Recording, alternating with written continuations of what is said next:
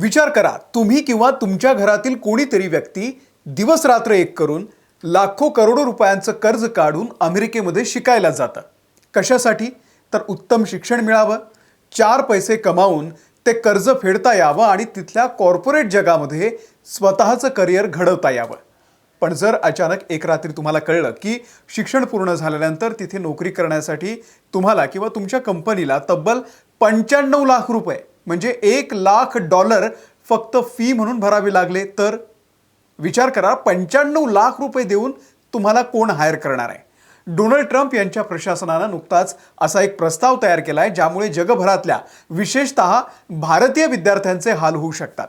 एवढंच नाही तर अमेरिकेमध्ये राहण्याची जी कालमर्यादा होती त्यावरही आता 4 वर्षांची टांगती तलवार असेल. पण प्रश्न असा पडतो की ट्रम्प अचानक असं का करतायत? भारतीय विद्यार्थ्यांची ही खरंच अडवणूक आहे का? आणि सर्वात महत्त्वाचं म्हणजे हा निर्णय अचानक आलेला आहे की ट्रम्प यांच्या जुन्याच अजेंड्याचा हा भाग आहे?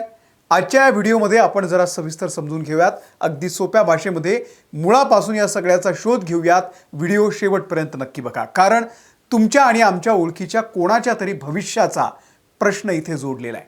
नमस्कार, मी अमोल किन्होळकर. आपण पाहत आहात महाराष्ट्र टाइम्स ऑनलाईन. तर आधी समजून घेऊयात की ही बातमी नक्की आहे तरी काय? ट्रम्प प्रशासनाच्या डोक्यामध्ये नक्की चाललंय तरी काय? अमेरिकेच्या डिपार्टमेंट ऑफ होमलँड सिक्युरिटीमध्ये म्हणजे DHS मध्ये एका प्रस्तावावरती गंभीर चर्चा सुरू आहे.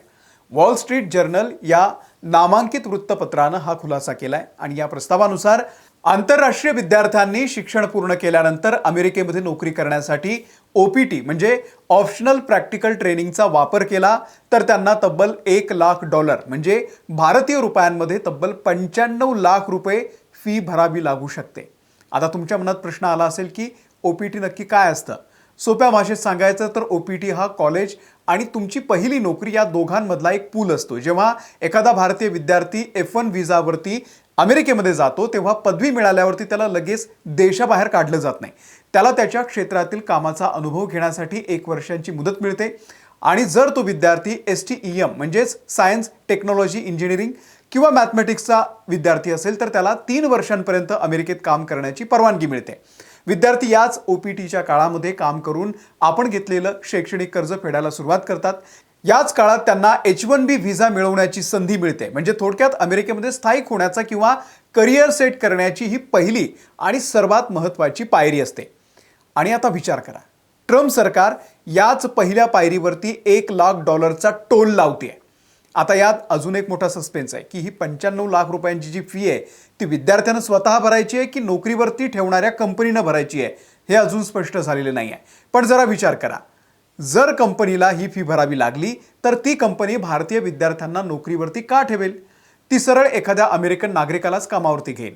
आणि जर ही फी विद्यार्थ्यालाच भरायची असेल तर मध्यमवर्गीय भारतीय कुटुंबातील कोणता विद्यार्थी शिक्षणानंतर 95 लाख रुपये फक्त काम करण्याच्या परवान्यासाठी देऊ शकेल? उत्तर सोपं आहे, कोणीच नाही. मित्रांनो, ही $1,00,000ची फी तर झाली एका बाजूला, पण ट्रम्प प्रशासनानं दुसरा एक असा निर्णय अंतिम केलाय जो याहूनही घातक मानला जातोय. त्याला म्हणतात ड्युरेशन ऑफ स्टेटसचा नियम रद्द करणं. आतापर्यंत काय व्हायचं? जेव्हा एखादा विद्यार्थी अमेरिकेमध्ये पाऊल ठेवायचा तेव्हा त्याच्या व्हिसावरती लिहिलं जायचं ड्युरेशन ऑफ स्टेटस. याचा अर्थ असा आहे की जोपर्यंत तो विद्यार्थी रीतसर शिक्षण घेतोय तोपर्यंत तो कितीही वर्ष अमेरिकेमध्ये राहू शकत होता. मग पदवी असो, मास्टर असो किंवा PhD असो, त्याला पुन्हा पुन्हा सरकारच्या पायऱ्या चढाव्या लागत नव्हत्या.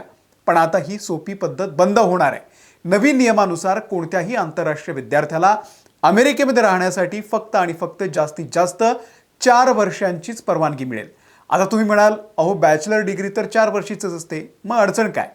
अडचण अशी आहे की अनेक मेडिकल कोर्सेस, PhD किंवा रिसर्च प्रोग्राम पूर्ण व्हायला 5 ते 7 वर्ष लागतात. अशा वेळेला 4 वर्ष संपली की त्या विद्यार्थ्याला पुन्हा होमलँड सिक्युरिटीकडे जाऊन अर्ज करावा लागेल, विनवण्या कराव्या लागतील आणि सरकारची मेहरबानी असेल तरच तुम्हाला मुदतवाढ मिळणार आहे. थोडक्यात काय, तर विद्यार्थ्याला दरवर्षी एका मानसिक दबावाखाली ठेवायचं की आम्ही तुम्हाला कधीही देशाच्या बाहेर काढू शकतो. आजच्या घडीला अमेरिकेमध्ये 3,30,000हून अधिक भारतीय विद्यार्थी शिकतायत. 2024च्या आकडेवारीनुसार 4,19,000हून अधिक परदेशी पदवीधर OPT-वरती अमेरिकेमध्ये काम करतात. या सर्वांच्या डोक्यावरती आता अनिश्चिततेची तलवार लटकते आहे. डोनाल्ड ट्रम्प हे नक्की काय साध्य करू पाहतायत? ते परदेशी विद्यार्थ्यांची अशी अडवणूक का करतायत? याचं उत्तर ट्रम्प यांच्या एकाच घोषणेमध्ये लपलेलं आहे, अमेरिका फर्स्ट. ट्रम्प यांच्या राजकीय तत्त्वज्ञानाचा मुख्य पाया हा आहे की परदेशी लोक, मग ते बेकायदेशीर घुसखोर असोत किंवा अत्यंत उच्च शिक्षित विद्यार्थी असोत, हे अमेरिकन नागरिकांच्या नोकऱ्या हिसकावून घेत आहेत. ट्रम्प यांच्या मते OPT-मुळे अमेरिकन कंपन्यांना स्वस्त दरामध्ये परदेशी तरुण मिळतात आणि त्यामुळे स्थानिक अमेरिकन तरुणांना नोकऱ्या मिळत नाहीत. पण हे अर्धसत्य आहे. वास्तव हे आहे की अमेरिकेमध्ये टेक इंडस्ट्री, सिलिकॉन व्हॅली, त्यासोबतच हॉस्पिटल आणि रिसर्च लॅब या भारतीय आणि इतर परदेशी विद्यार्थ्यांच्या बुद्धिमत्तेवरती चालतात. भारतीय विद्यार्थी तिथे जाऊन हजारो डॉलर फी भरतात, ज्यामुळे तिथल्या युनिव्हर्सिटी चालतात. शिक्षण पूर्ण झाल्यावरती ते तिथे टॅक्स भरतात आणि तिथली अर्थव्यवस्था मजबूत करतात.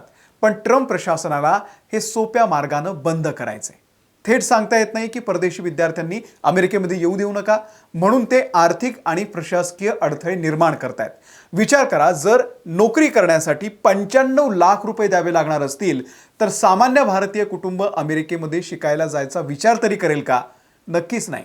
आणि हाच ट्रम्प यांचा छुपा प्लॅन आहे. असं वातावरण तयार करायचं की विद्यार्थ्यांनी स्वतःहून अमेरिकेमध्ये येणं बंद करावं आणि शिक्षण पूर्ण झाल्यावरती लगेच आपल्या देशामध्ये निघून जावं.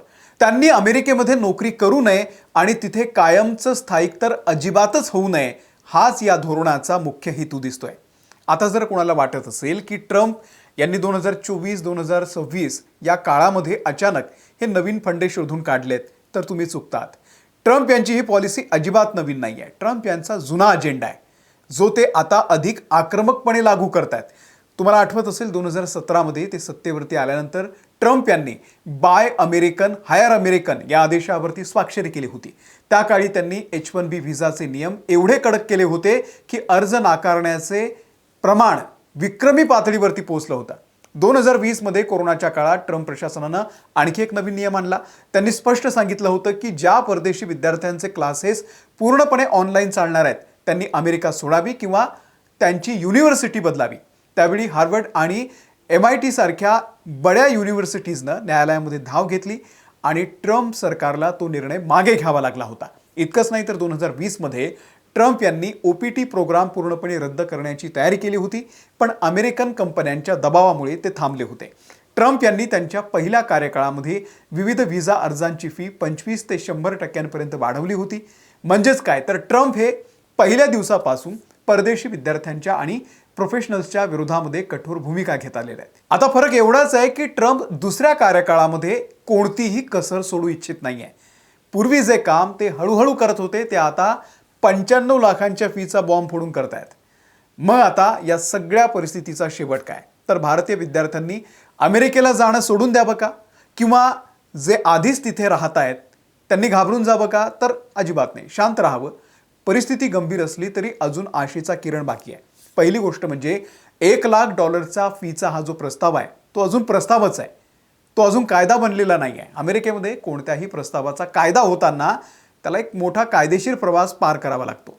दुसरी गोष्ट म्हणजे अमेरिकेतील मोठ्या युनिव्हर्सिटीज आणि सिलिकॉन व्हॅलीमध्ये गुगल, ॲपल, त्यासोबतच मायक्रोसॉफ्ट यासारख्या दिग्गज कंपन्या ट्रम्प यांच्या या प्रस्तावाला तीव्र विरोध करणार आहेत. कारण जर भारतीय आणि परदेशी टॅलेंट अमेरिकेमध्ये आलं नाही तर या कंपन्यांचं मोठं नुकसान होईल आणि अमेरिका तंत्रज्ञानाच्या शर्यतीमध्ये चीनच्याही मागे पडेल. पण तरीही हवा कोणत्या दिशेनं वाहतंय हे स्पष्ट आहे. जर तुम्ही आज अमेरिकेमध्ये शिकायला जाण्याचा प्लॅन करत असाल तर फक्त अमेरिकन ड्रीमच्या मोहामध्ये पडू नका. तुमचे आर्थिक गणित पक्क ठेवा. माझं शिक्षण संपल्यानंतर मला लगेच तिथे नोकरी मिळेल आणि मी लगेच कर्ज फेडेन, हा जो जुना अंदाज होता तुमचा, तो आता लागू पडेल असं नाही. अमेरिकेच्या व्यतिरिक्त जर्मनी, कॅनडा, ऑस्ट्रेलिया आणि UK यासारख्या इतर देशांचाही पर्याय ओपन ठेवा आणि सगळ्यात महत्त्वाचं म्हणजे स्वतःचे स्किल एवढे मजबूत करा की जगाच्या कोणत्याही कोपऱ्यामध्ये तुम्हाला मागणी राहील, तुमची डिमांड राहील. तुम्हाला ट्रम्प यांच्या निर्णयाबद्दल नेमकं काय वाटतंय? अमेरिकेमध्ये असं करणं योग्य आहे का? आणि यामुळे भारतीय विद्यार्थी इतर देशांकडे वळतील का? तुमचे विचार खाली कमेंट बॉक्समध्ये नक्की सांगा. व्हिडिओ आवडला असेल, माहितीपूर्ण वाटला असेल तर तुमच्या त्या मित्रांसोबत नक्की शेअर करा जे अमेरिकेमध्ये जाण्याचं स्वप्न पाहतायत. आमच्या चॅनलला सबस्क्राईब करायला विसरू नका. फेसबुकवरती सुद्धा आहोत आम्ही, इंस्टाग्रामवरती सुद्धा आहोत, तिथे आम्हाला फॉलो करा. धन्यवाद.